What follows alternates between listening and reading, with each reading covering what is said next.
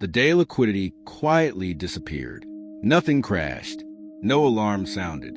Prices were still moving. Trades were still clearing, and headlines barely noticed. Yet beneath the surface, something essential was vanishing. To understand why this moment matters, we need to rethink what liquidity actually is. It isn't volume. It isn't activity. It's trust. The quiet agreement that when you decide to exit position, someone will be there to meet you.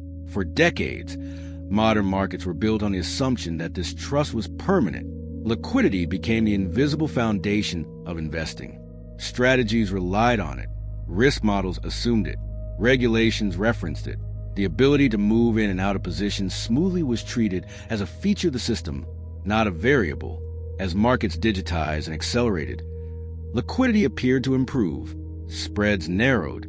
Execution speeds increased. Everything felt more efficient. But efficiency can hide fragility. As trading became faster, it also became more conditional. Liquidity providers were no longer committed participants. They were algorithms responding to incentives.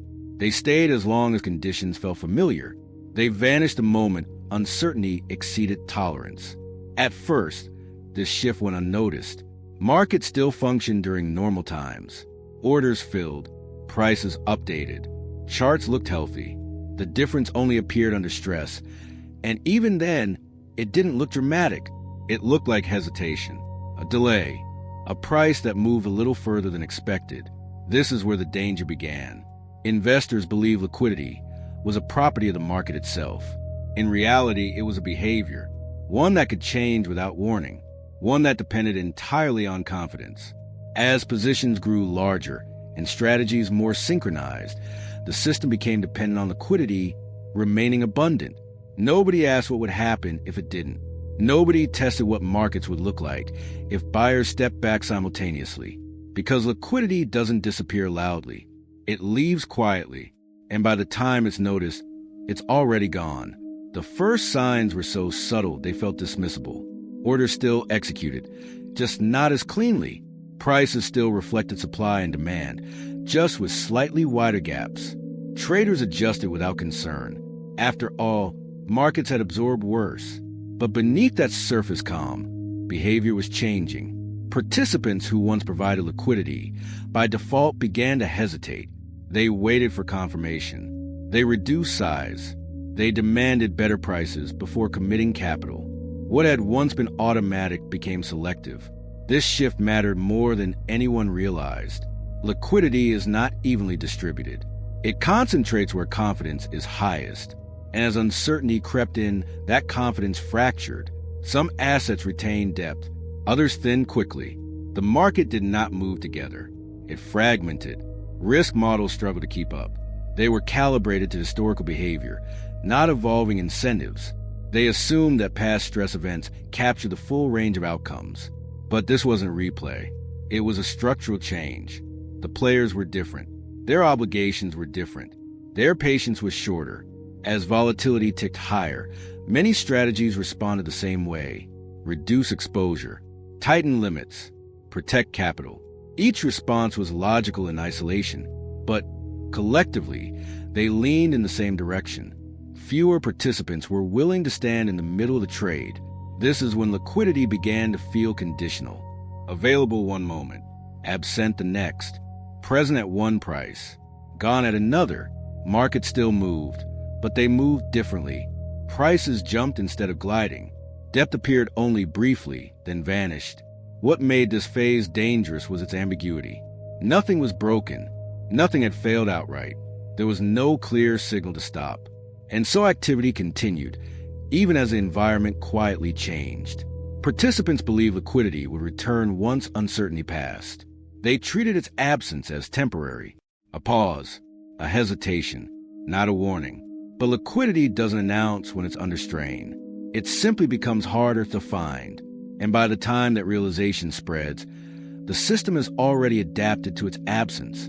The conflict intensified when the market faced a moment of shared urgency. Not a crisis, just a reason, a data release, a policy signal, something ordinary that required repositioning. Under normal conditions, it would have passed quietly. This time it didn't. Orders arrived faster than liquidity could absorb them. Prices moved sharply between trades. Gaps appeared where depth once existed. Participants who expected smooth execution found themselves chasing prices instead. Liquidity providers reacted instantly. Algorithms widened spreads or withdrew entirely. Human traders reduced size or stepped aside. Nobody was obligated to stay. Liquidity, once assumed, proved voluntary. As prices adjusted, risk controls activated. Stops triggered. Limits tightened. Positions were reduced not by choice, but by rule. Each forced action added pressure to an already thinning market. The feedback loop accelerated. What made the situation unsettling was how quickly behavior changed. The same market that felt deep and resilient hours earlier now felt brittle. Moves that should have required major news were happening on routine flows. Confidence, not information, was driving price action. This exposed a structural truth. Modern liquidity is reactive, not committed. It responds to conditions rather than stabilizing them. When volatility rises, liquidity retreats. When liquidity retreats, volatility rises. The system reinforces itself. Institutions attempted to slow the process. They broke trades into smaller pieces. They delayed execution. They waited for calmer moments. But calmer moments never arrived. Each pause simply allowed uncertainty to spread further. The market was no longer processing information. It was processing imbalance.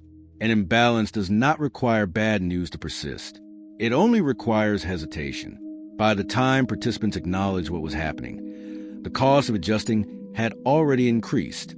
Exiting positions meant accepting worse prices. Holding them meant enduring greater swings. The buildup was complete. The market had reached a point where liquidity was no longer a background feature. It was a central risk. The moment of clarity arrived not through collapse, but through contrast. Markets were still open. Prices were still updating. Yet the experience felt entirely different. Execution costs stayed high. Depth returned only in flashes. Liquidity had not vanished forever. It had become conditional. What this episode revealed was not a temporary malfunction, but a permanent shift. Liquidity was no longer something the market provided by default. It was something participants chose to offer, moment by moment, based on comfort and confidence. And confidence, once shaken, does not return on schedule. After conditions stabilized, activity resumed. Spreads narrowed. Volumes recovered. On the surface, everything looked normal again. But behavior had changed. Position sizes shrank.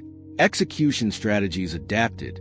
Risk managers rewrote assumptions that once felt unbreakable. The deeper lesson was subtle but profound. Liquidity is not a promise. It is a relationship. It exists only as long as enough participants believe they will not be tested all at once. When that belief fades, even briefly, markets reveal how quickly structure depends on psychology. This matters because modern investing increasingly relies on speed, scale, and synchronization. Strategies are optimized for efficiency.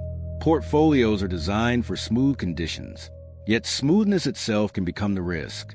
The more seamless the system appears, the more fragile it can become when behavior shifts. Liquidity did not fail that day. It behaved exactly as it was built to behave.